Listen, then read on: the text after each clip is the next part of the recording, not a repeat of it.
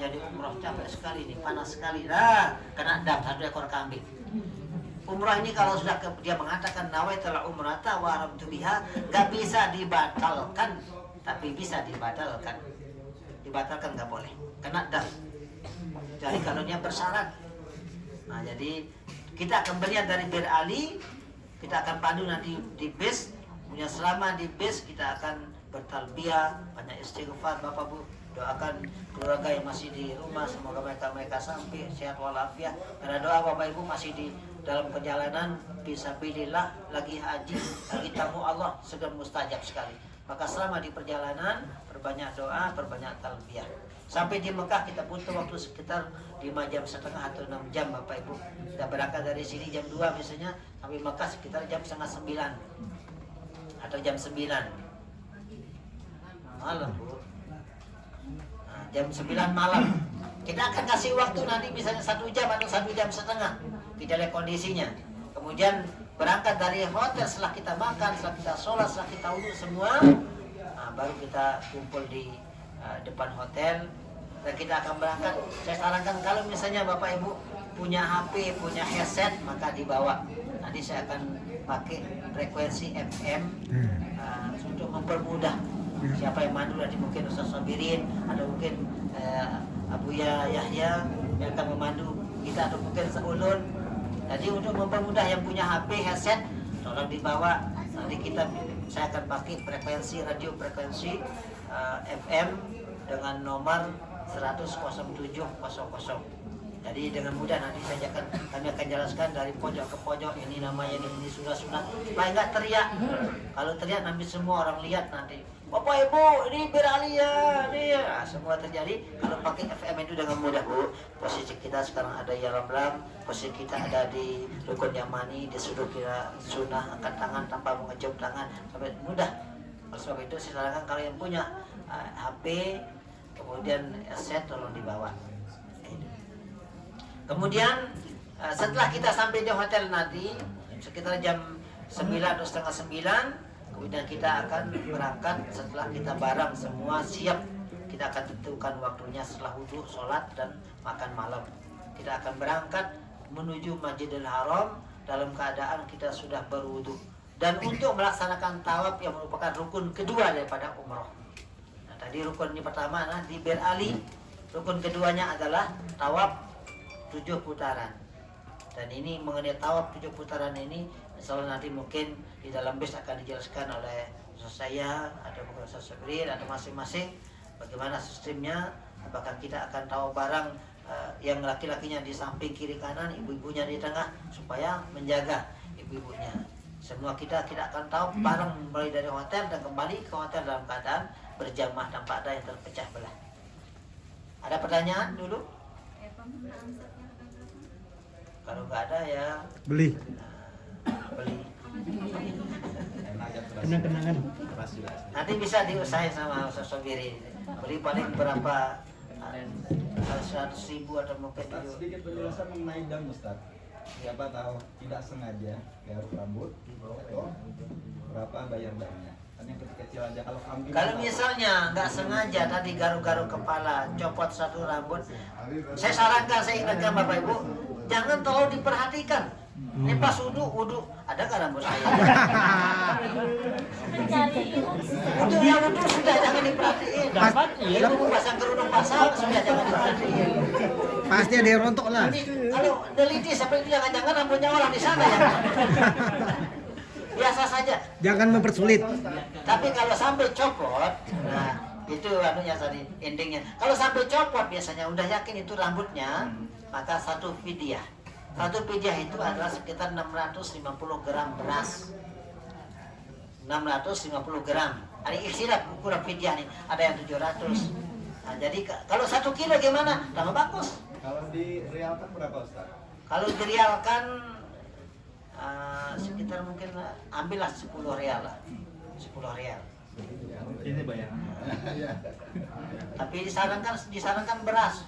Bagaimana kalau untuk ikhtiyatnya? Bagaimana kalau hanya enggak pernah jatuh rambutnya, tapi saya sedekah saja 10 rial. Coba tahu bagus. Kita nggak tahu mana yang sengaja, mana nggak sengaja, mana yang kita nggak lihat, nggak tahu kan? Sedekahin aja. jadi 10 rial atau berapa, tambah banyak tambah bagus. Semakin banyak sedekah di tanah haram, semakin dilipat gandakan 1 rupiah akan digandakan 100.000 rupiah. Semua amalan yang kita lakukan di kota Mekah Bapak Ibu, sholat kita, sedekah kita, tasbih, apapun yang kita lakukan di kota Mekah, asal di luar lingkup tanah Mekah, haram Mekah Mukarramah, tetap akan dilipat gandakan 100.000 kali lipat. Sebagaimana sabda Nabi tadi, illal masjidil haram, kecuali masjidil haram. Pas salatu fi masjidil haram, maka satu salat di masjidil haram abdalun min mi'ati alfi salatin fi ma siwa, itu akan dilipat 100.000 kali lipat. Nah, jadinya kalau Bapak Ibu sholat di kamar nanti di hotel di Mekah tetap 100.000, tetap 100.000.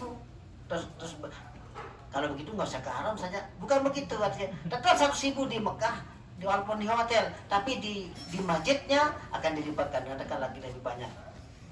Misalnya kalau boleh kita contohkan, kalau di Mekah di Masjidil Haram itu 100.000 kali lipat, tapi emas murni 24 karat. Tetapi kalau di hotel tetap 100.000 tapi tembaga. Pilih mana? Di hotel 100.000 biji tapi tembaga. Di Mekah, di Ka'bah nih, di Masjidil Haram 100.000 tapi emas murni 24 karat. Otomatis kita pilih ya emas murni tadi, walaupun jumlahnya sama, bilangannya 24.000. Nah, jadi semua amalan yang kita lakukan di Mekah akan dilipat gandakan, termasuk sedekah tadi, tasbih, amal apapun yang kita lakukan. Dan sebab itu nanti kalau ihtiyat misalnya supaya berhati-hati, walaupun nggak jelas rambutnya kececer, tercopot, maka sedekahin aja, nggak rugi kan pas sedekah. Fal yazdadu, saudara akan bertambah terus, akan bertambah rezeki kita akan dimudahkan oleh Allah Subhanahu Wa Taala. Ada lagi? Yang perihal tawaf, ya kan tawaf kan tadi kelompok, ya kan sampai dari berangkat sampai batu keluarkan kelompok. Nah, untuk bapak saya kan Ah, kan pasti bisa. iya. Nah, untuknya itu nanti ada dikumpulkan atau gimana? Kalau yang karena pian baru pertama sekarang umroh, maka saya sarankan serahkan sama orang lain aja. Nanti kita akan carikan berkisar 350 rial 1 kali umroh. Diambil dari kamar, dipulangi ke kamar lagi. Iya. Jadi kalau umroh kedua nanti tetap pian aja. Untuk pertama ini aja. Untuk pertama serahkan sama orang lain biar sempurna umrohnya, biar konsentrasi khusyuk. Dan nanti tukang dorong nanti kita akan informasikan jam berapa sampainya, biar diambil dari kamar pulang ke kamar. Sampai selesai Bu. Dia ambil dari kamar, diantar ke kamar setelah tahu segala macam, dipandu doanya. Ya, kalau orang kita yang dorong. Bisa juga ibu-ibu, nanti orang di Masjidil Haram bisa lebih murah. Kita 250-an. Tapi ngambil dari di Masjidil Haram, kecepatannya 250 km per jam.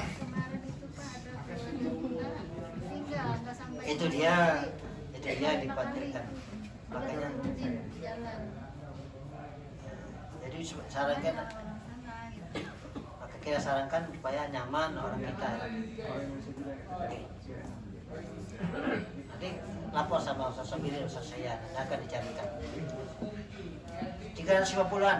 Pak Ustaz, sedikit lagi Pak Ustaz, tapi penjelasan teknis saja. Ketika kita tawaf, siapa tahu ada jamaah bakal wudhu, otomatis kan keluar dari Ya. ihram.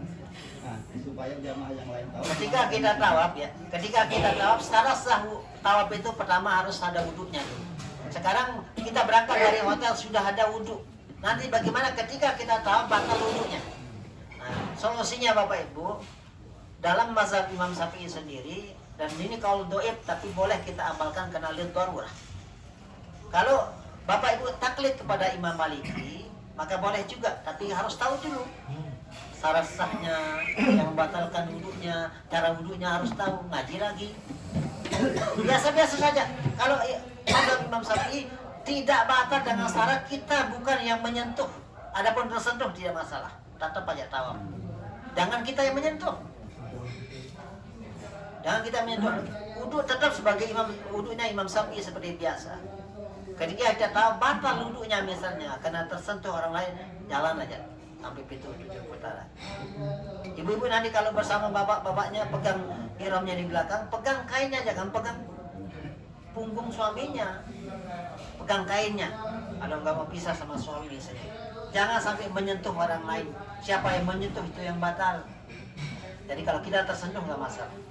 Ini kalau doib dalam mazhab Imam Syafi'i, tapi bisa dilakukan karena darurat pas jadi tawaf saja. Jangan diamalkan di Banjarmasin. Kalau mazhab Imam Maliki tidak batal. Jangan salah tadi wudhunya harus ikut dulu taklik, niatnya pas wudhu pas harus niat taklik kepada Imam Maliki. Jadi bagaimana nih solusinya pas batal ini? Nah ini yang saya sarankan Bapak Ibu, jangan sampai ada yang batal berkentut, jangan sampai. Dari mulai pertama tahun sampai terakhir ini usahakan jangan sampai ada yang mau batal. Resikonya apa nanti? Kalau sampai batal pas putaran pertama atau kedua, maka harus wudhu sendiri. Nah ini yang dikhawatirkan. Maka usahakan dari hotel tadi saya sarankan sudah nggak ada masalah perut, nggak ada lagi. Sudah mau kencing sudah nggak ada lagi, sudah beres sudah. Selamat tawaf saja. Adapun waktu sa'i nanti terserah. Mau haid silakan, mau nifas, mau lagi lada, mau apa saja boleh tawaf, boleh sa'i. Adapun waktu tawaf tidak boleh. Kalau sudah batal wajib wudhu lagi dan wajib nyambung tawafnya dari mana batalnya tadi. Kalau misalnya sudah dapat 2 putaran, batal di pas rukun yamani, maka cepat wudhu keluar. Begitu sudah wudhu langsung kembali ke rukun yamani. Lanjutkan putaran pertama tadi, putaran ketiga misalnya batalnya lanjut ketiga, keempat, kelima, jangan diulang. Kalau diulang saya kurang konsentrasi, kurang khusyuk, silakan ulang saja nggak masalah. Udah lagi? Udah paham semua? Nah, jadi